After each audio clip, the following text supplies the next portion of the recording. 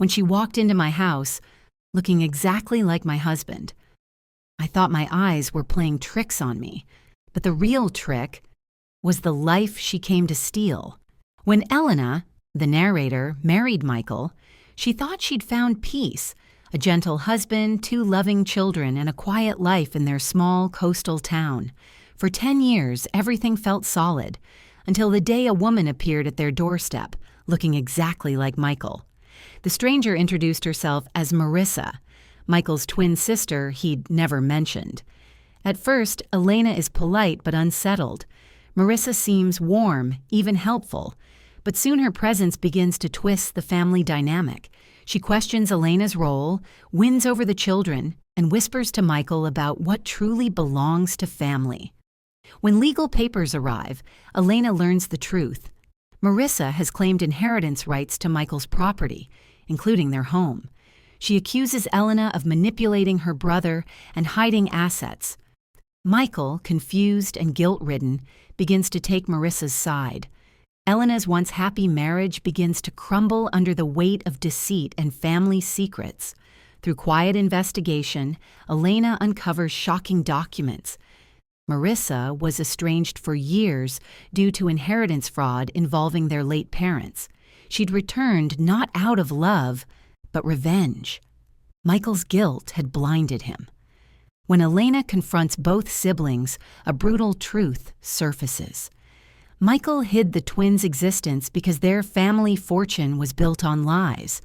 As Marissa manipulates court battles and public sympathy, Elena stands her ground, fighting not only for her children's future but for her dignity. In the process, she reclaims her sense of strength and independence.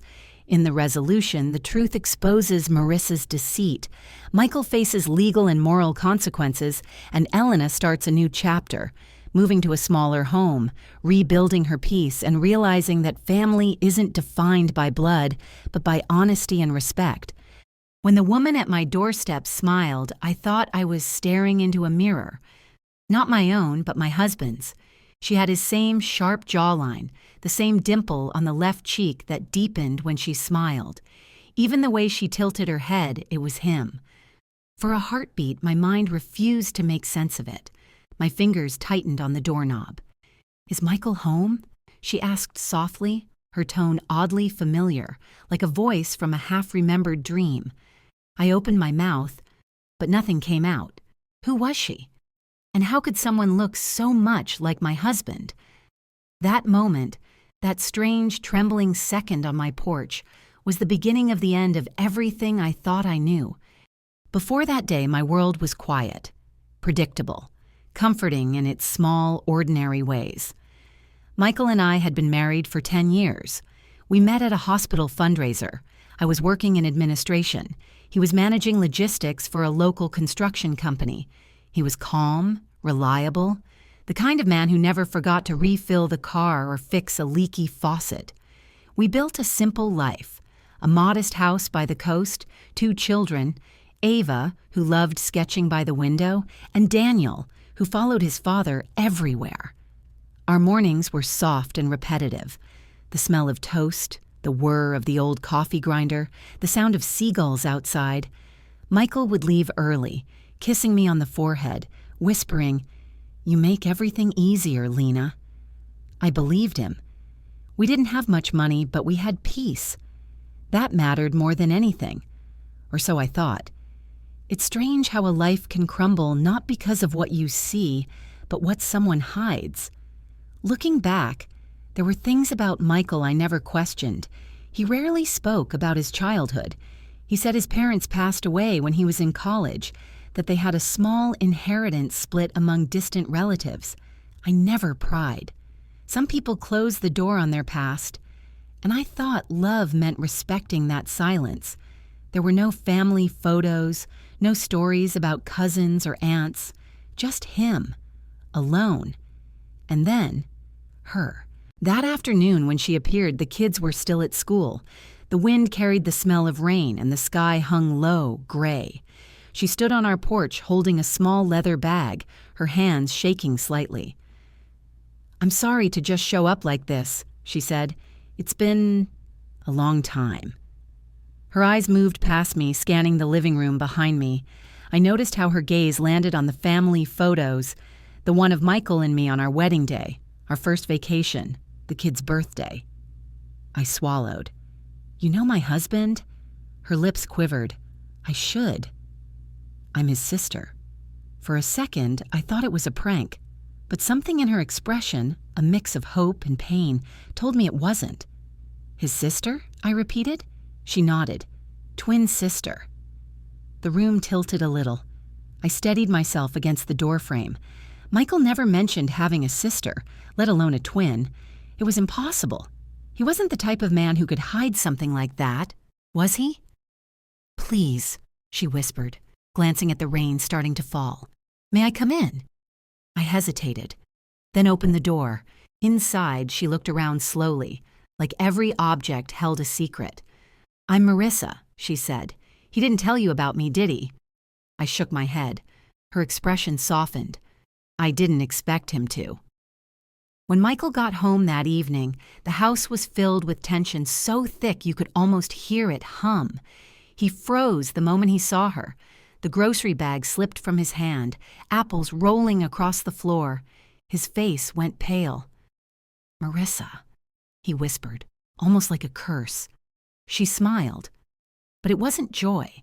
It was something sharp, rehearsed. "Hello, brother." I stood between them, confusion clouding everything. "You said you didn't have any family," I blurted out. Michael looked at me, his jaw tight.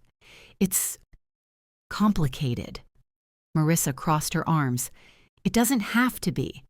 I just came to see my brother." But the way she said it, deliberate, cold, made it sound like a threat. That night, after the kids went to bed, I asked Michael to explain. We sat in the living room, the only light coming from the small lamp beside the couch.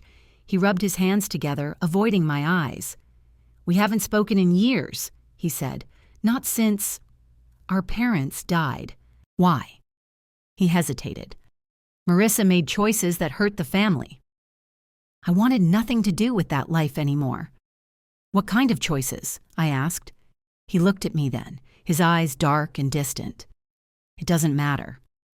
She's not part of my life anymore."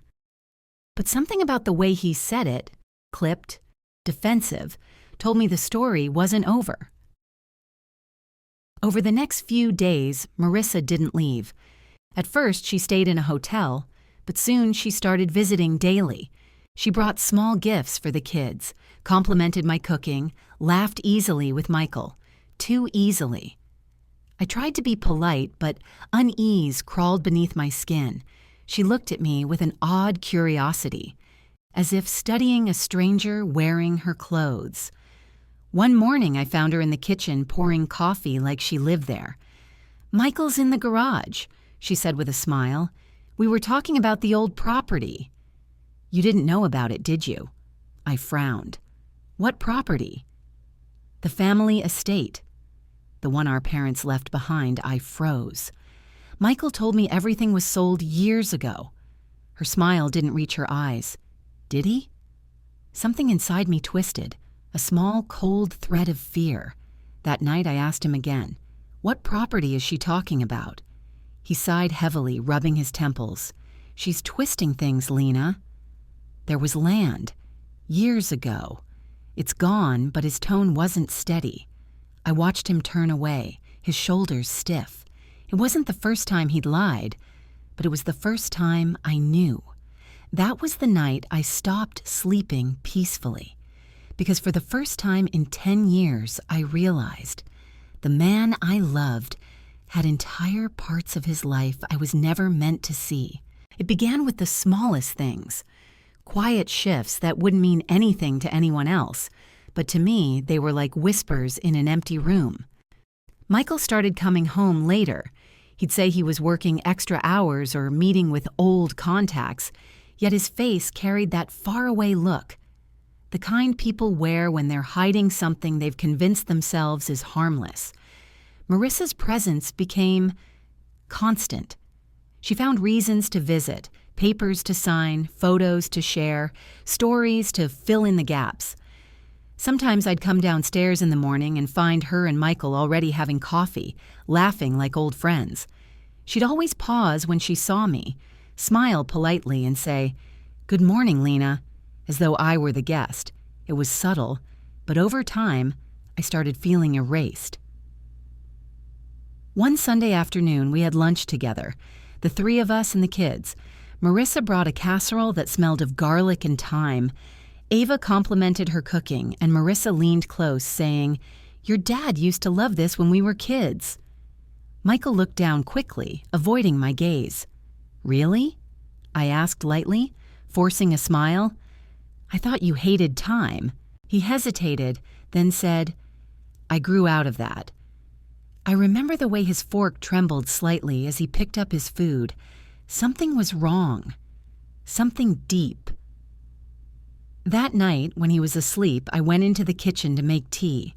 On the counter sat a folder, unmarked, thick, and carelessly left near his keys. I didn't plan to open it. I swear I didn't. But my hand moved on its own. Inside were old legal documents, faded photocopies, a will, a deed, and a letter from a law firm in his parents' name.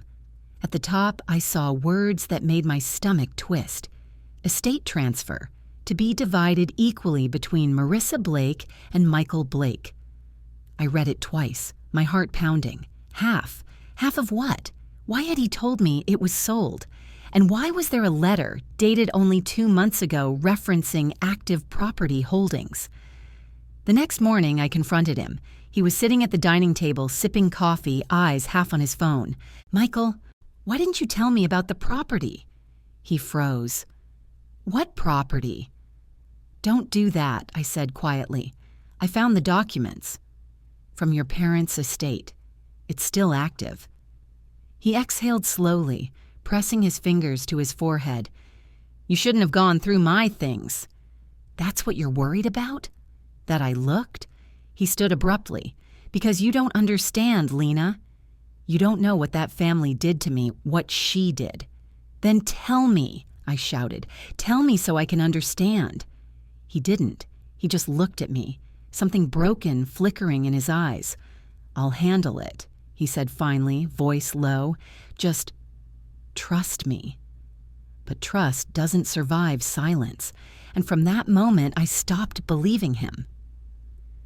Over the next few weeks, I started noticing things that didn't add up. Calls he stepped outside to take, receipts from meetings at a law office in town, an envelope addressed to both him and Marissa that arrived while he was away. I hid it before he came home and opened it. Inside was a notice of inheritance claim, Marissa's name listed first. It stated that, following the recent audit of their late parents' estate, both heirs were entitled to claim or transfer ownership of shared assets, a small coastal property, trust funds, and extended holdings. I didn't know what extended holdings meant, but one line made my blood run cold. All spousal and dependent rights subject to reevaluation pending family arbitration. Spousal, dependent. They were questioning my rights, the children's rights. That night, I couldn't sleep. I lay awake listening to Michael breathe beside me, steady and calm, as though our world wasn't crumbling quietly around us. When I finally drifted into uneasy sleep, I dreamed of our house filling slowly with seawater, me trying to hold the children above the tide, while Michael stood watching from the doorway, unable to move. When I woke, the sheets were damp with sweat. A few days later, Marissa invited me to lunch. She said she wanted to clear the air. We met at a small cafe by the harbor, the kind of place where the clatter of dishes hides uneasy conversations. She looked perfect, as always. Hair sleek, pearls at her ears, that calm, knowing smile. "I think we got off on the wrong foot," she began, stirring her coffee. "You must be wondering why I showed up out of nowhere." I said nothing. She leaned forward slightly. "Michael and we had a complicated childhood. He left home early. He took certain things that weren't his. I'm not here to cause trouble, just to make things right." My throat tightened. Make things right how? She smiled faintly. By restoring what belongs to our family. Her words were careful, too careful. And what exactly belongs to your family? I asked. Her eyes lifted, meeting mine, and in that moment I saw it. Not sadness, not reconciliation, but quiet calculation. She smiled wider. Everything he's built, everything he owns. That was the moment I understood. She wasn't here to reunite. She was here to claim the land, the inheritance, the family, even my husband's loyalty. I paid for the coffee and left before she could say another word. When I got home, the sky was already turning pink over the water. Michael was on the porch, staring at his phone. I wanted to scream, to throw the truth at him, but I couldn't. Not yet. Instead, I said softly, "She's trying to take what's yours." He didn't look at me. "It was hers once." "Not anymore," I said, "and if you let her, she'll take everything." He turned to me then, his eyes full of something I couldn't read. Guilt, fear, maybe both. "She already has," he whispered. That night, after the kids fell asleep, I stood by the window and watched the tide crawl across the sand. I didn't yet know how deep Marissa's plan went or how much Michael had already given away, but something inside me, quiet, cold, and unyielding, woke up. If Marissa wanted a war, she was going to get one. Not the kind fought with anger or revenge, but with truth. Because truth, once uncovered, doesn't just ruin lies, it ruins the people who depend on them. A few weeks passed before I found the courage to uncover what was really happening. I told myself I was doing it to protect the children, to understand the legal mess that seemed to be forming around us. But the truth is, I was terrified. Terrified of what I might find. Terrified that the man I'd built my life with might already be gone. One Thursday afternoon, I visited the law firm listed on that envelope. Graham and Lewis, family estate attorneys. It was a small office downtown with glass walls and the faint smell of old paper. The receptionist looked up. "Do you have an appointment?" "No," I said, trying to sound calm. "But I'm Michael Blake's wife." Her expression shifted. One moment. She disappeared into the back. When she returned, she said softly, "Mr. Graham can see you now." The man behind the desk looked to be in his 60s, gray suit, careful eyes. "Mrs. Blake," he said, standing to shake my hand. "I assume this is about the arbitration?" "Yes," I replied. "I'm afraid I don't understand what's happening." "My husband hasn't told me much." He sighed, motioning for me to sit. "Then I'll be direct."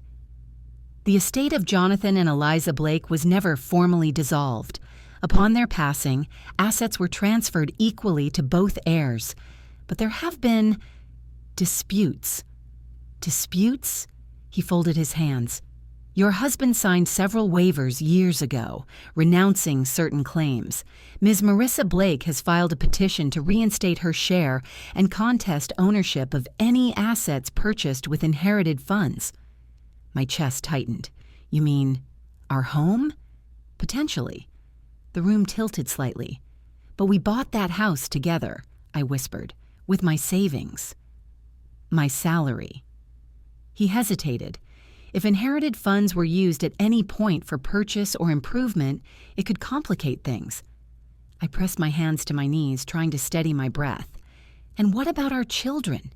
She's trying to claim rights? He gave a slow nod.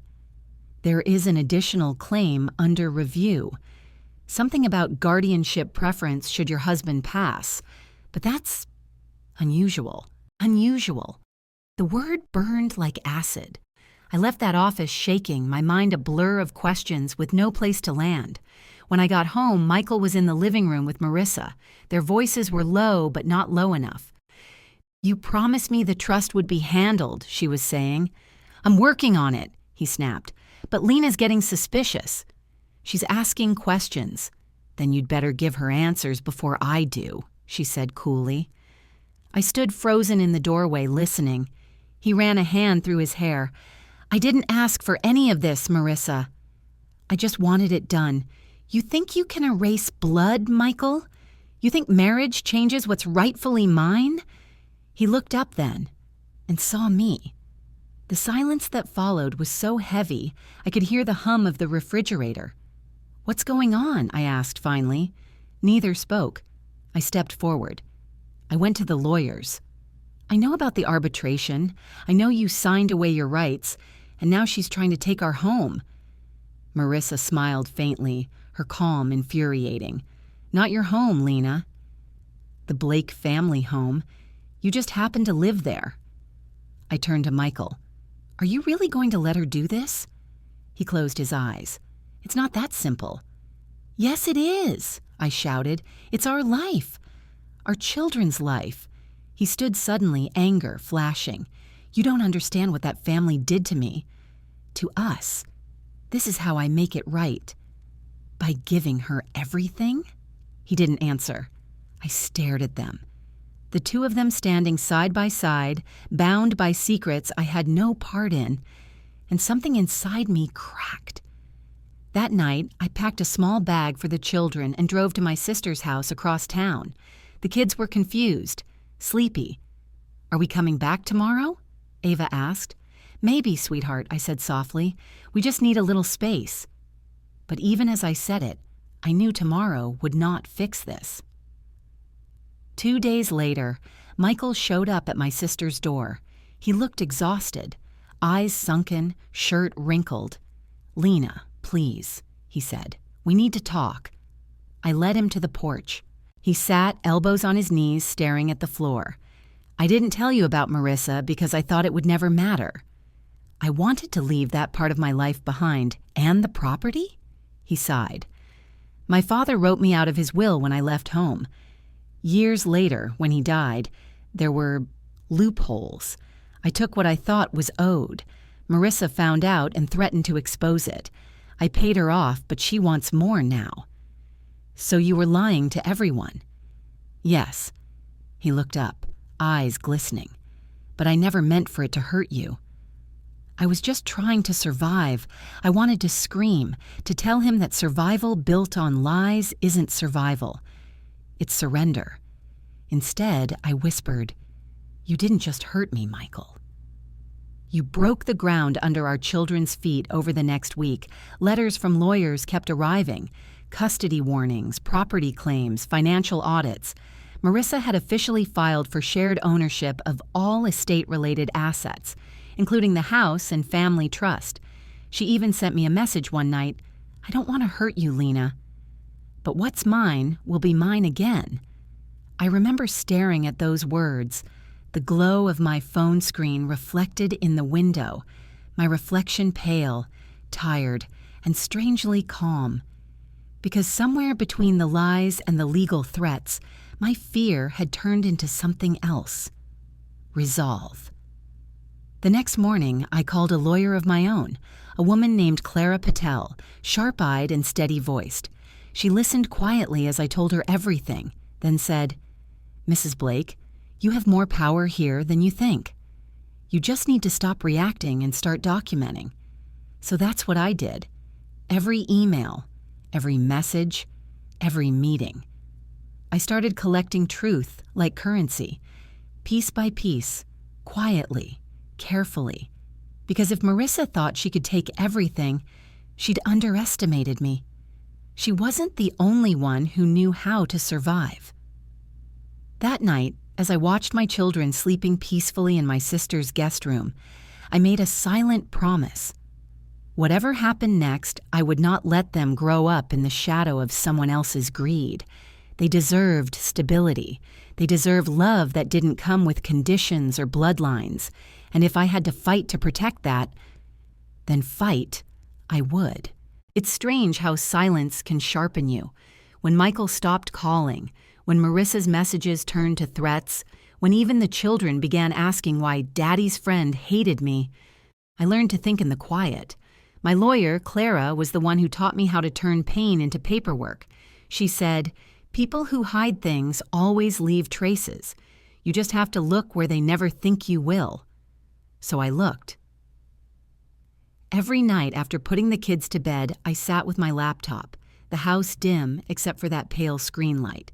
I started tracing emails, account transfers, even old property records.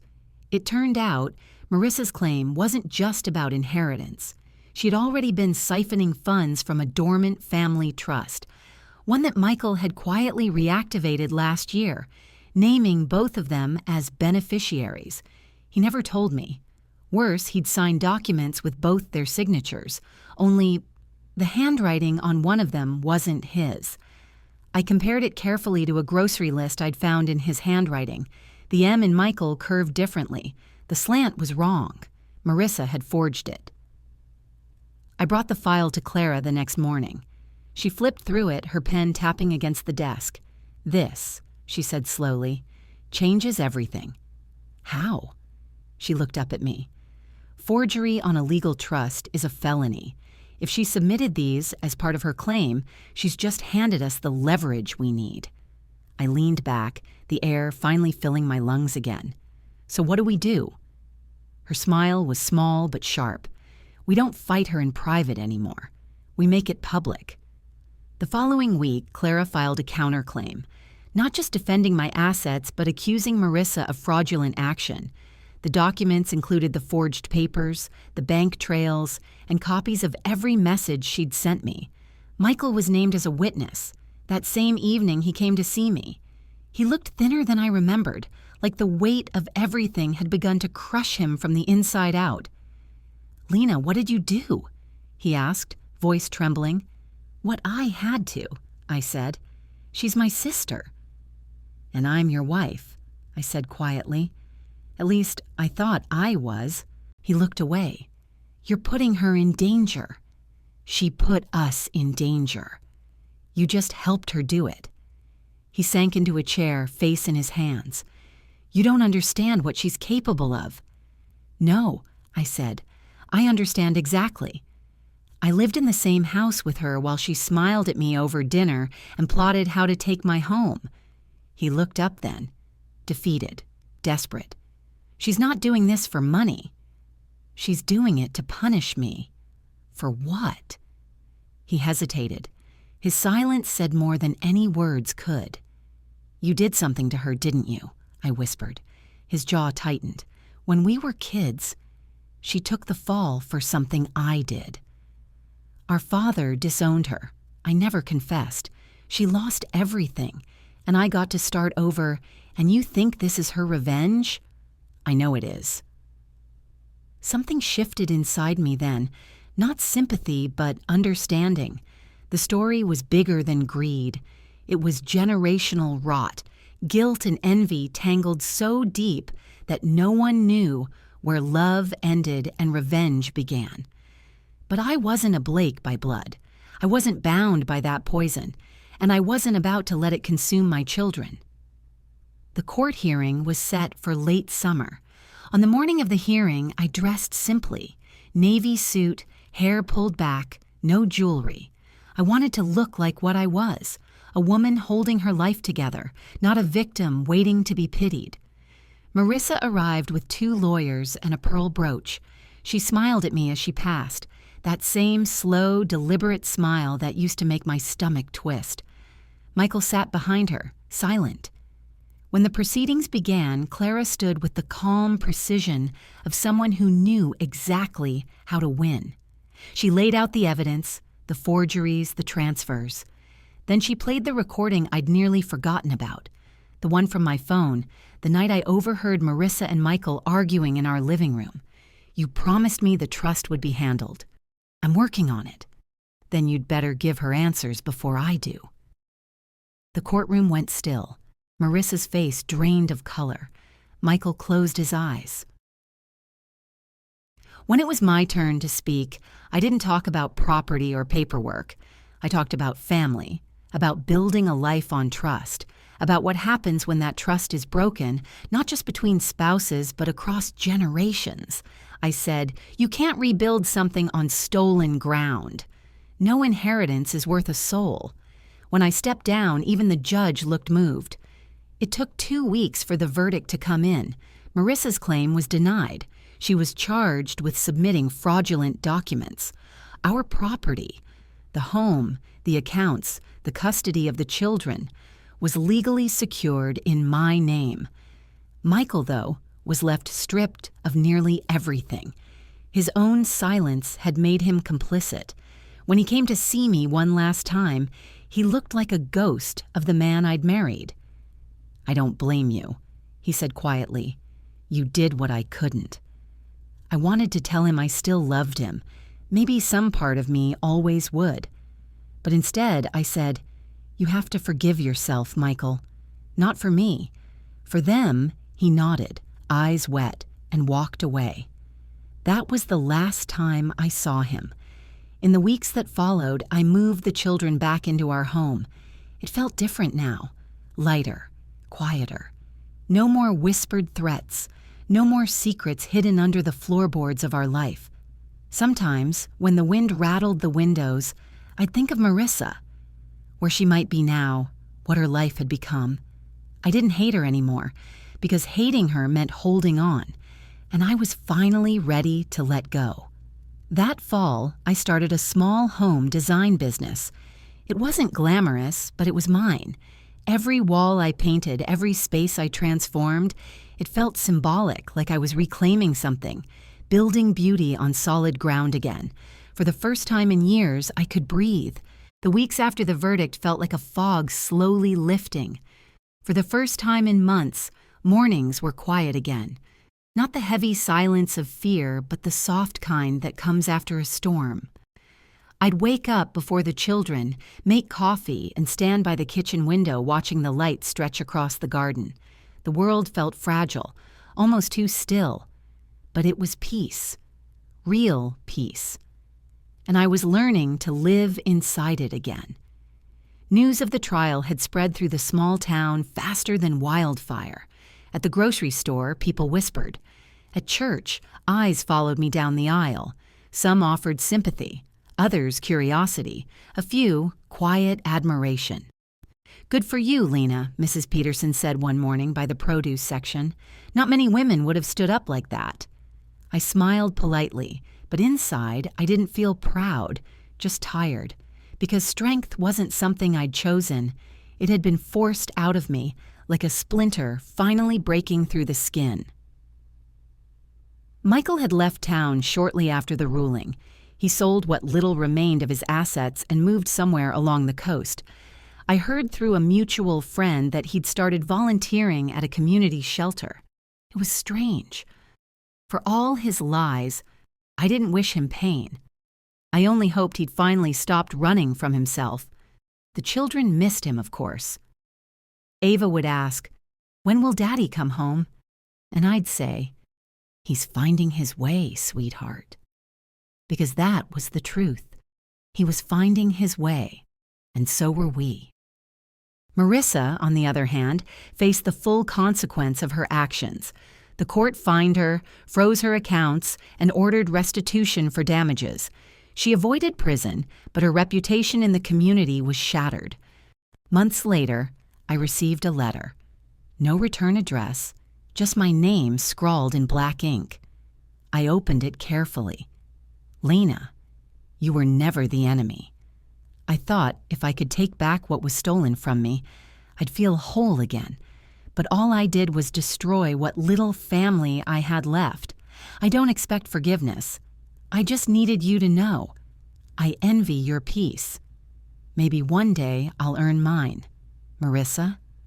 I read it twice, then folded it neatly and placed it in the drawer beside my bed. Not as a reminder of what she'd done, but of what I'd survived. Healing, I learned, isn't a single moment. It's a collection of small ones. The laughter of your children echoing down the hall, the taste of morning coffee without bitterness, the first night you sleep without nightmares. Some days I still flinched at unexpected sounds or caught myself scanning the mailbox for more legal papers. But those habits softened over time, like bruises fading under sunlight. Clara called once just to check in. "You did beautifully, Lena," she said. "You should be proud." I laughed softly. Proud feels strange. I just feel clean. Like I can breathe again. That's what justice feels like, she replied. By winter, my home design business had taken off. What began as a side project turned into something that paid the bills and gave me purpose. I started working with single mothers, helping them redesign their spaces after divorce or loss. It became more than business. It was healing in paint and wood and light, because I knew what it meant to rebuild from nothing. Every story that came through my door, every woman who whispered, "I don't know where to start," I could look her in the eyes and say, "Start with what's still standing." One evening, months later, I was closing up my workshop when my phone buzzed. A video call request from Michael. For a long moment, I just stared at it. Then I answered. His face appeared on the screen, thinner, tanned, eyes calmer somehow. Behind him, I could see the ocean. "Hey," he said softly. "Hey, how are the kids?" "Growing," I smiled. "Ava's learning piano. Daniel just lost his first tooth." He smiled faintly, eyes glistening. "You're doing an amazing job." I nodded. "We're okay, Michael. You don't need to worry anymore." He hesitated, then said, "I'm sorry, Lena. For everything. I wish I'd been stronger." "You were just scared," I said gently. "We all were." He nodded. "Maybe someday we'll all find peace." "Maybe," I said. The call ended quietly. No grand goodbye, no tears. Just peace. And that was enough. That night, after putting the kids to bed, I sat by the window again. The same one where I used to stand, worrying, waiting. Outside, the world was still. The moonlight touched the garden, the wind whispering through the trees. I thought about everything that had happened, the lies, the fear, the betrayal, and realized something beautiful. The worst moments of my life hadn't broken me. They'd stripped away everything false until only truth remained, and in that truth, I found freedom. The next morning, Ava came to me with a drawing. Our family, hand-sketched in crayon. There was me, holding Daniel's hand, and beside us in the sky, she'd drawn 2 small figures, one with short hair, one with long. "Who's that?" I asked, smiling. "That's Daddy," she said, "and the other one is the lady who used to visit." "Marissa?" She nodded. "They're in the clouds now. That means they're watching over us, not fighting anymore." I felt tears rise but didn't let them fall. Children have such a pure way of seeing what we complicate. "Maybe they are," I said softly. That day, I hung the picture on the fridge, not as a reminder of pain, but of grace, because somehow in all that chaos, something good had survived. US, our little family, our home, our peace. And that, I realized, was everything worth fighting for. You know, when I think back to that chapter of my life, the fear, the noise, the confusion, it feels like it happened to someone else.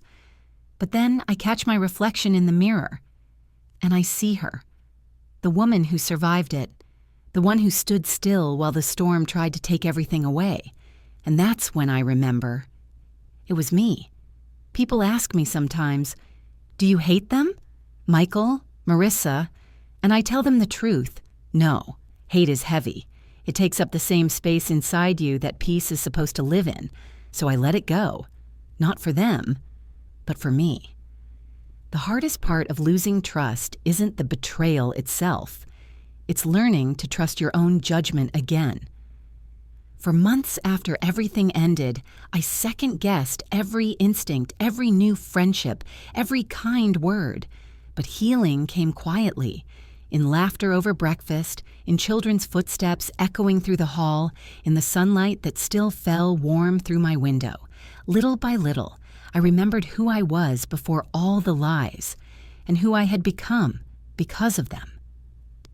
You see, sometimes life doesn't end the way you think it will. The people you thought would stand beside you might walk away, and the ones who tried to destroy you might end up teaching you strength. Pain has a strange way of cleaning the mirror, showing you your truest self, And when you finally see her clearly, you realize she's been there all along, waiting for you to come home to yourself. If you're listening to this, maybe you've been where I was. Maybe someone close has betrayed you or made you question everything. If so, listen carefully. You will survive this, not by forgetting, but by forgiving. Not by erasing what happened, but by rewriting your ending. The truth might shatter the world you knew, but it will also build the world you deserve. So tonight, when the world grows quiet and your heart starts whispering the questions you've been afraid to ask, don't hush it. Listen. Because your peace isn't gone. It's just waiting for you to claim it. And when you do, you'll understand. What was taken from you was never yours to keep, but what's left inside you. That's yours forever.